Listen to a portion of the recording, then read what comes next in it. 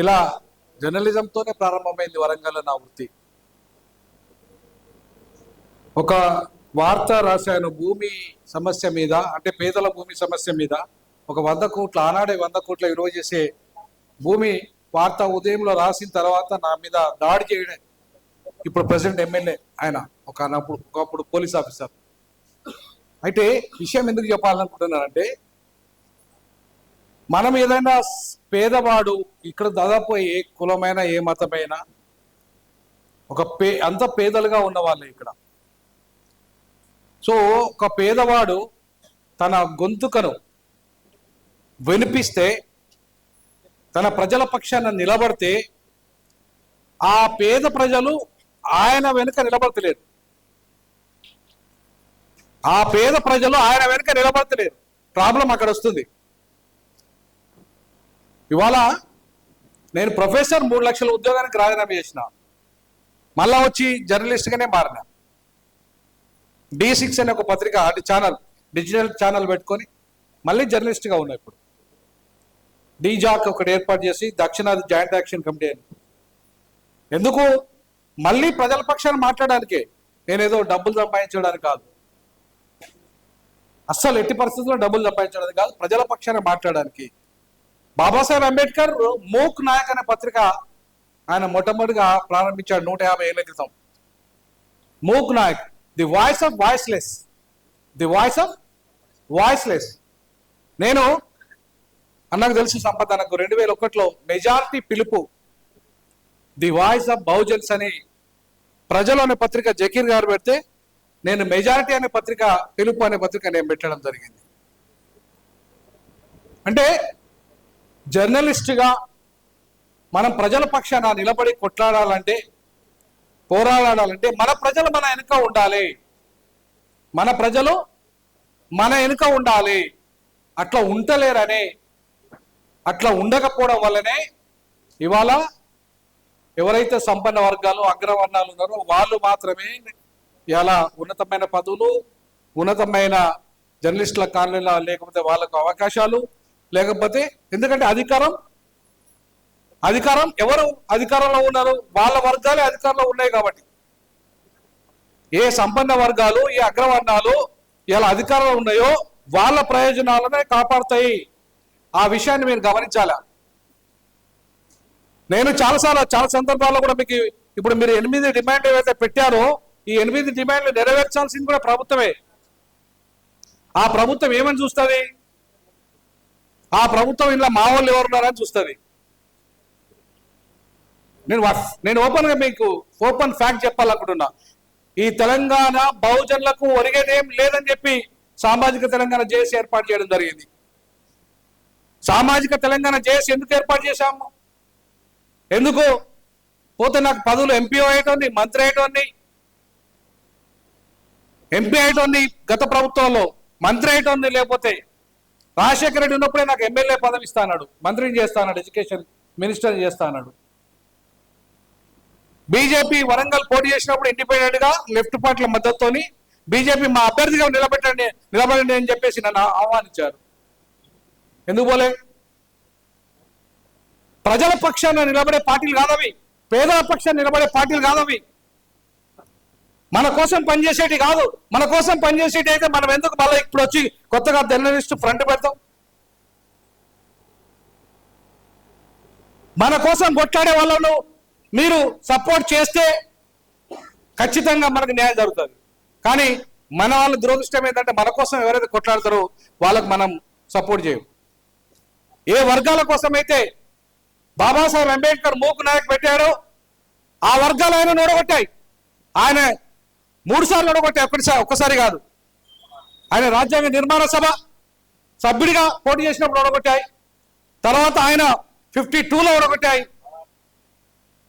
తర్వాత 3వసారి కూడా ఆయన ఎంపీగా పోటీ చేస్తూ కూడా ఓడగొట్టాయి. అంటే ప్రపంచ మేధావినే ఎందుకు ఓడగొట్టాయి? పేదల పక్షాన్ని నిలబడి కొట్టాడు కాబట్టి అదే పేదలైన ఓడగొట్టారు. ఇలా ఎవరైతే ధనవంతులు ఉన్నారో, ఎవరైతే అగ్రవర్ణాలు ఉన్నాయో, వాళ్ళంతా సంపన్న వర్గాలు ఉన్నాయో, ఇలా అదాని అంబానీ చేతుల్లో టోటల్ మీడియా ఉంది. టోటల్ మీడియా అంతా కూడా అదాని అంబానీ చేతులకు వెళ్ళిపోయింది. వెళ్ళిపోయిందల్లా సోషల్ మీడియా మాత్రమే. 70% ఇలా ప్రజలు చూస్తున్న media social media. 30% Adani Ambani. Yes, 30% మాత్రమే ట్రెడిషనల్ మీడియాను చూస్తున్నారు ప్రజలు. మరి 70% చూస్తున్న ఈ సోషల్ మీడియా ఎవరు కంట్రోల్ చేస్తున్నారంటే దానికి ఇంతవరకు కంట్రోలింగ్ లేదు. అందుకే డిజిటల్ మీడియా అసోసియేషన్ వీళ్ళు పెట్టినప్పుడు నేను చెప్పిన, మనోళ్ళు పెట్టినప్పుడు అదే చెప్పాను, ఇది 100% చాలా చక్కటి ప్లాట్ఫామ్. ఈ ప్లాట్ఫామ్ను మనం లీగల్గా రిజిస్ట్రేషన్ చేయించి లీగల్గా కొట్లాడి, ఎందుకంటే రేపు మన మీద కేసులు అవుతాయి, గ్యారంటీగా మన మీద అనేక రకాల కేసులు అవుతాయి. మరి వాటి మీద కొట్లాడాలిగా. కొట్లాడాలంటే మనము ఫస్ట్ చట్టబద్ధంగా ఉండాలిగా. సో ముందు దీని ఒక అసోసియేషన్ని చట్టబద్ధత కలిపేయండి. చట్టబద్ధత కలిపేయడానికి దీనికి ఒక నామ్స్ పెడదాం. ఇంతకుముందు మిత్రుడు చెప్పాడు, చాలా నిజాం కోఆపరేటివ్ సొసైటీ అనేది చాలా గొప్ప ఆలోచన. ఎవరు దాని అట్లాగే మనకు ఒక డిజిటల్ టెక్నాలజీ ట్రైనింగ్ అవసరం, ఒక సర్టిఫైడ్ కోర్స్ అవసరం.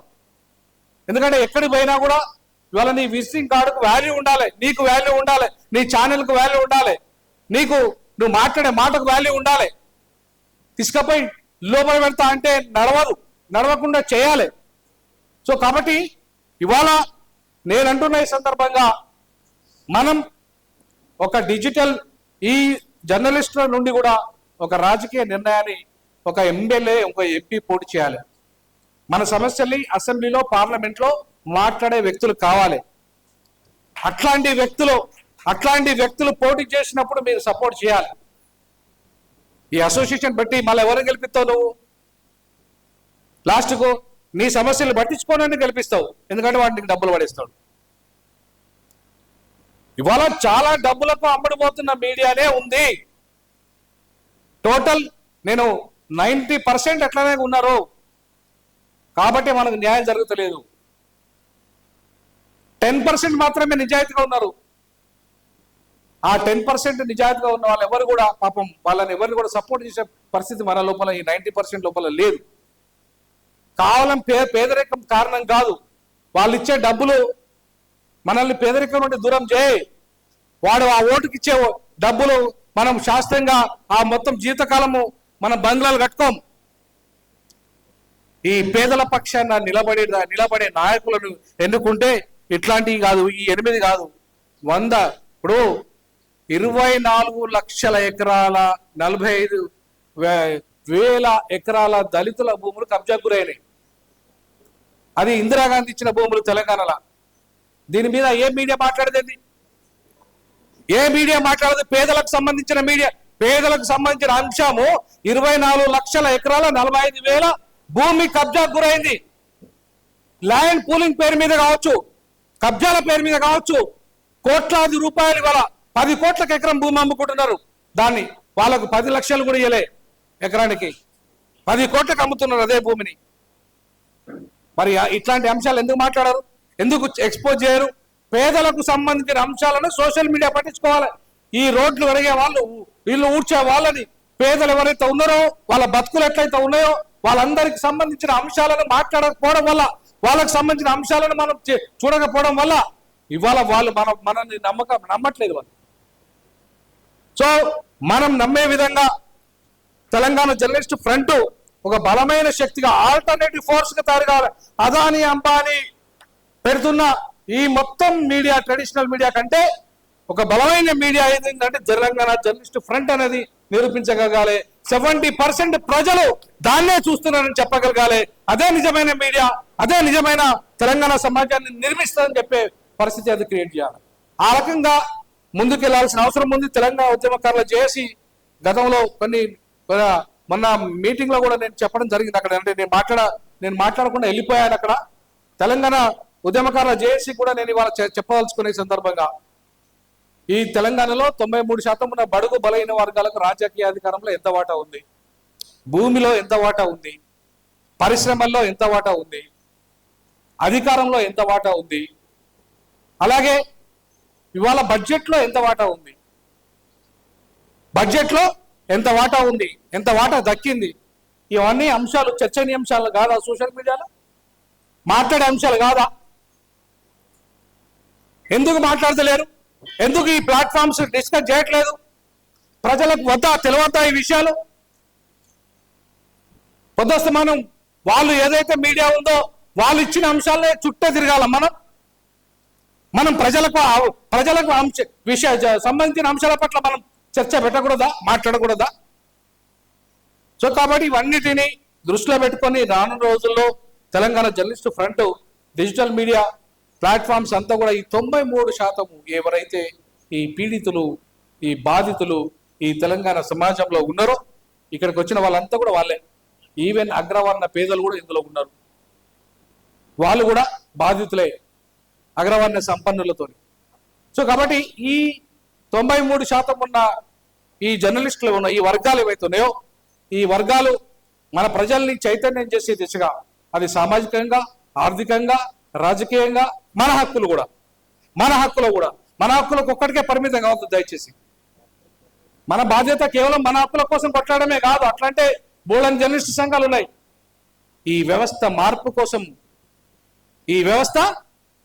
కోసం ఇవాళ ఈ జర్నలిస్టులు పనిచేయాలి. ఆ పని చేసే దిశగా ఈ సంఘం ఉండాలి. తప్పకుండా మేము ఇవాళ నేను ఉద్యోగంలో ఉంటే 12 ఏళ్ళ ఉద్యోగంలో ఉంటే నాకు 5 కోట్ల రూపాయలు ఉంటాయి. కానీ ఈరోజు నేను పెట్టిన ఛానల్కు నాకు 5 పైసలు రాకపోగా ఉల్టా నేను ఎడిటింగ్ వీళ్ళకు ఒక 30-40 వేల రూపాయలు ఖర్చు పెడుతున్నా పాపం తోటి మిత్రులకు. అంటే అర్థమైంది, ఉల్టా 3 లక్షల ఉద్యోగం మానేసి నెలకు 30,000 రూపాయలు వచ్చే పెట్టేసుకుంటున్నా మన పిల్లల కోసం. ఎందుకంటే సమాజ మార్పు కోసం నేను పెడుతున్న మీడియా ఏదో పెద్ద సంపాదించడానికో దేనికోసం కాదు. మీరు పెడుతున్న మీడియా కూడా అంతే, మీరు పనిచేస్తున్న విధానం కూడా అదే. సో కాబట్టి మనం సమాజ మార్పు కోసం పనిచేస్తున్న సామాజిక ఒక రకంగా మీడియా విప్లవకారులం మనం. సో ఆ విప్లవం అంటే రాజ్యాంగం ఏమని చెప్పింది? విప్లవం అంటే మార్పు, సామాజికంగా, ఆర్థికంగా, రాజకీయంగా మార్పు దిశగా, అన్ని రంగాల్లో మార్పు దిశగా ఈ సమాజాన్ని మార్చడమే మీడియా బాధ్యత. సో ఆ బాధ్యతను నిర్వర్తిస్తూ ప్లస్ మన హక్కుల కోసం కూడా కొట్లాడుతూ ముందుకెళ్దాం. మీ అన్ని డిమాండ్లను నేను సమర్థిస్తున్నా. తప్పకుండా మనమంతా కలిసి ఈ డిమాండ్ల కోసం కొట్లాడుతూ సమాజ మార్పు కోసం, సమాజ పరివర్తన కోసం కూడా మన బాధ్యతగా కూడా కొట్లాడాలని తెలియస్తూ ముగిస్తున్నాను. జై భీమ్, జై సామాజిక తెలంగాణ, జై సామాజిక.